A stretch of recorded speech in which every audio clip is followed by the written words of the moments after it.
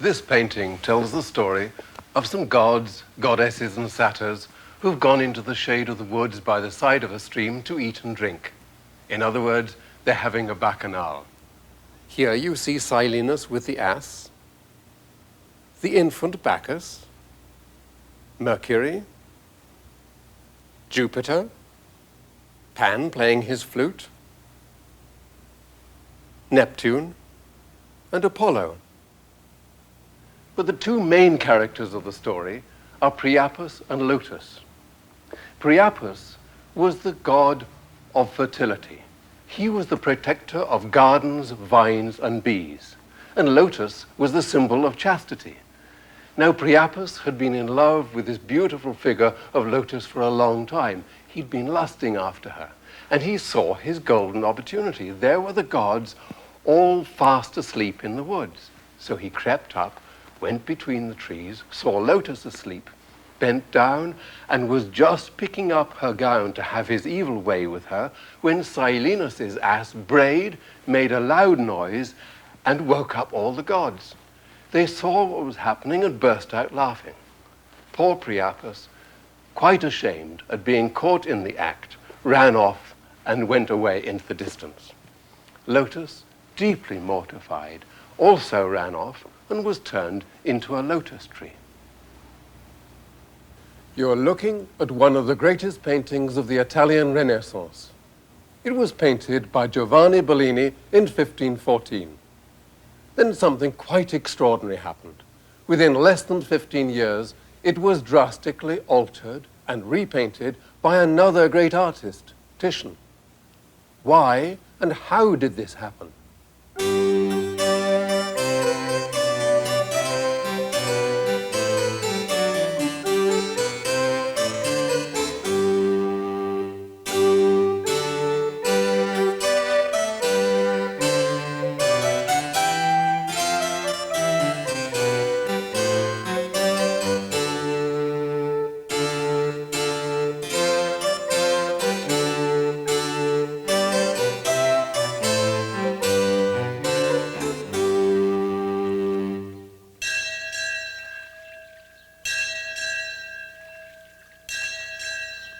Our investigation begins in Venice. In the early 16th century, Venice was one of the largest and wealthiest cities in Europe. Much of her fortune had come from trading in luxury goods such as silks, dyes, and precious metals. The wealth of Venice produced a city of extraordinary beauty.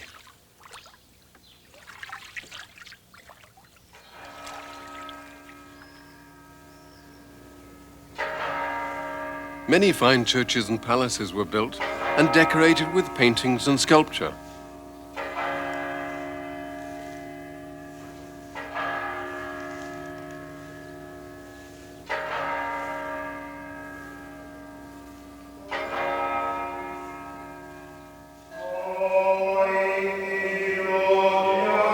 The Church of Santa Maria Gloriosa dei Frari provides an ideal opportunity to compare the work of Bellini and Titian, as it contains important altarpieces by each of these painters. Giovanni Bellini was over 50 years old when he painted this sublime altarpiece for a side chapel in the church. By the time he painted this, he had clearly established himself as the leading painter in Venice. He was even described as the greatest of all living painters. It's a curious chance of history that Bellini painted this altarpiece at about the time that Titian was born. In 1516, just 2 years after he painted the Feast of the Gods, Bellini died. This was a momentous year for Titian. After several years of trying, this young, ambitious, and highly talented painter was at last granted an official appointment as a painter to the city of Venice. He was also granted several important commissions, one of which came from the friars of this church to paint an altarpiece, the Assumption. This painting initially created great concern amongst the friars as they felt that it broke with the conventions and forms of the previous century.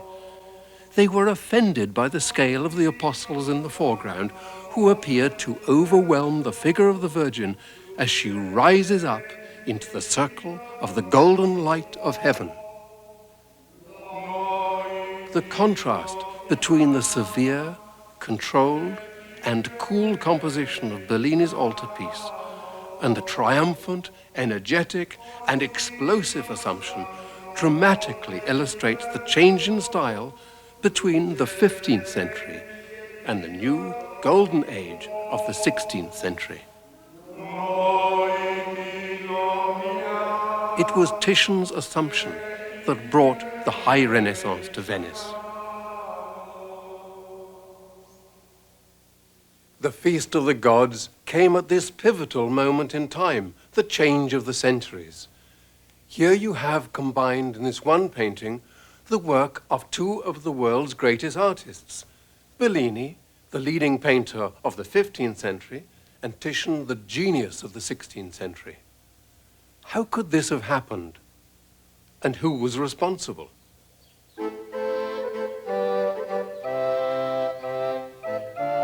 This castle and nearby palace in Ferrara was the home of the Este family and their surrounding court. Apart from the business of running the state, the court was a center for musicians, theatrical events, dancers, writers, and painters. In 1505, Alfonso d'Este became Duke of Ferrara. He was a soldier who had a passion for casting his own cannons, but was also a potter, woodcarver, and painter. Nearby in Mantua, his sister Isabella the Marchesa had created some private rooms for her own use within the castle, but away from the bustle and activity of court life. This is one of her rooms, which was once filled with paintings and precious objects. Alfonso, possibly in sibling rivalry, created his own private rooms.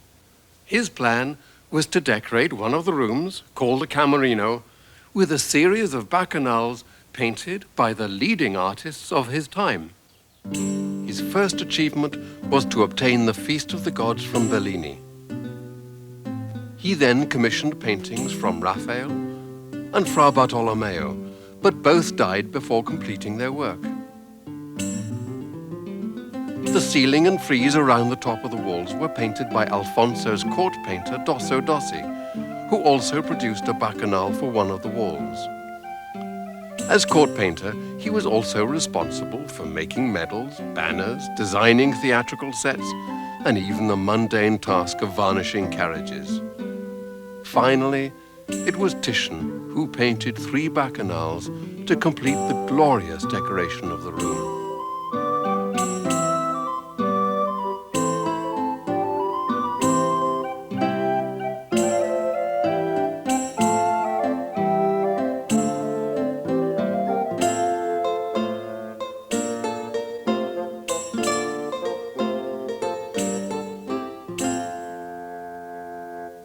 The Feast of the Gods was a fabulous start to the scheme of decoration. Alfonso's sister had been striving unsuccessfully for many years to acquire a great Bellini. Why then would Alfonso allow this masterpiece to be altered? How much of it was repainted? Which parts are by Bellini and which by Titian? We won't find the answers in Ferrara. The room no longer exists. We must go into the painting itself. So far, the work's taken over 3.5 years. The first step was to remove over 190 years of dirt and discolored varnish. When varnish is first applied to a painting, it's quite clear and transparent. But over a period of time, it not only changes color and becomes yellow-brown, but also loses its transparency. The discolored varnish alters the appearance of the paint. Removing this varnish returns the painting to its correct color.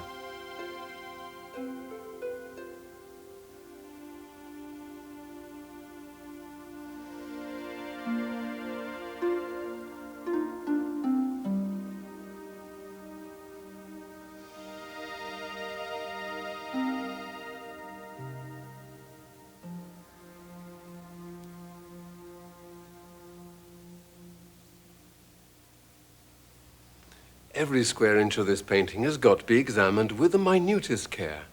This microscope enables you to look at the surface under a very high magnification.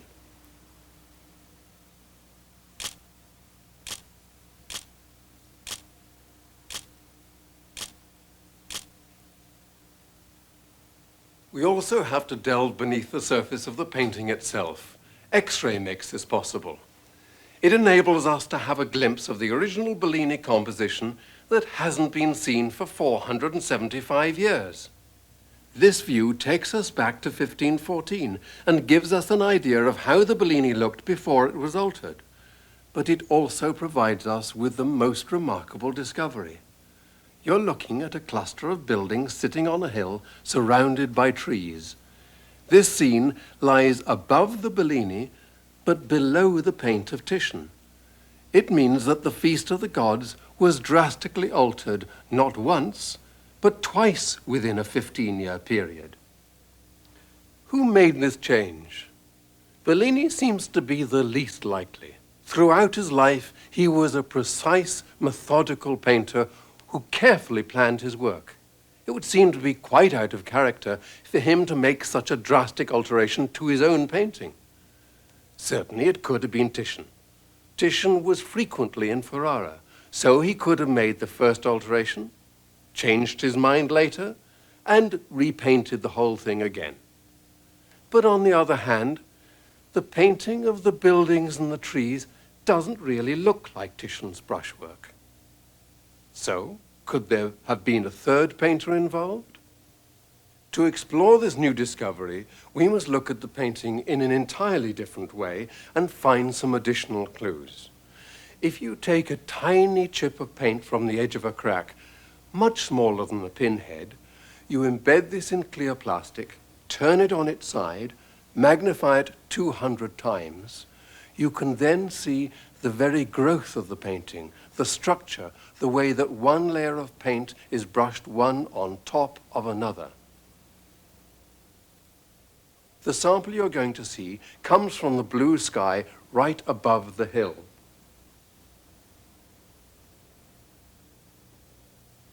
There are 6 layers. The bottom layer comes from the white gesso that Bellini initially spread over the entire canvas before he started to paint. The first 2 layers of paint, green and then yellow, are Bellini leaves. Lying on top of the leaves is the blue-green sky from the first alteration. Titian then obliterated this alteration with a thin layer of orange paint. Then finally, he brushed in a bright blue layer. This is the paint that we now see as the sky. Analyzing these paint layers gives us some vital clues in trying to unravel the mystery. It helps us to establish the sequence of stages, the development of the painting itself. But like any good detective story, it isn't just one clue that solves the mystery. It is putting together all the pieces of the jigsaw puzzle.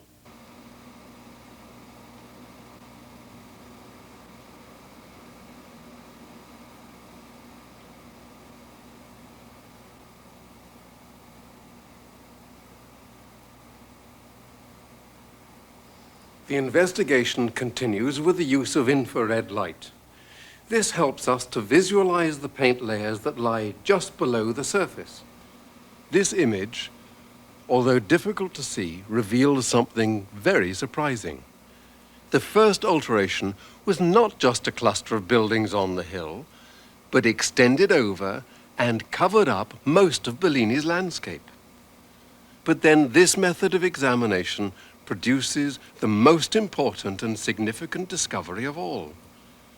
Here you can see a detail of some of the foliage of this first alteration to the Feast of the Gods.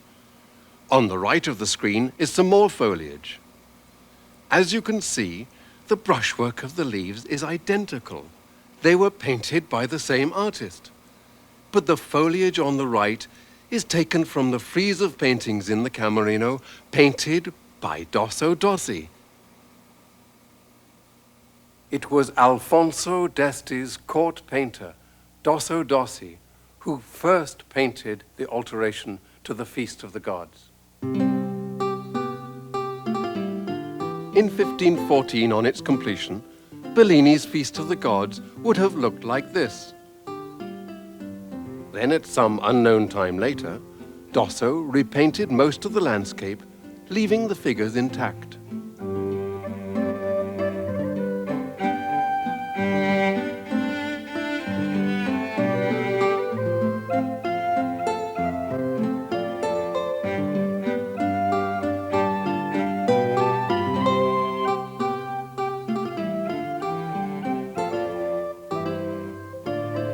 Finally, probably in 1529, Titian covered over most of the Dosso, again leaving the figures alone, but curiously leaving two passages of the Dosso, the pheasant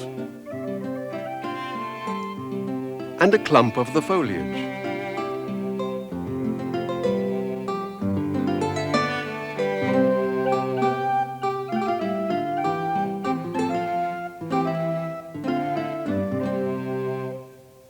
Alfonso's room no longer exists, nor do we know the precise dates or sequence of the decoration, but we do know its measurements. This will give you an impression of the room and its decoration. The first painting in the room was the Feast of the Gods by Bellini. It was altered first by Dosso. At some time, there hung a Bacchanal by Dosso, which now doesn't exist, but this painting will serve to give an impression. Dosso was decorating the ceiling and frieze from 1518 to 1520. The first Titian was the worship of Venus in 1520. Then, in 1523, came Titian's Bacchus and Ariadne. In 1525, his Andrians, and finally, in 1529, Titian repainted the Feast of the Gods.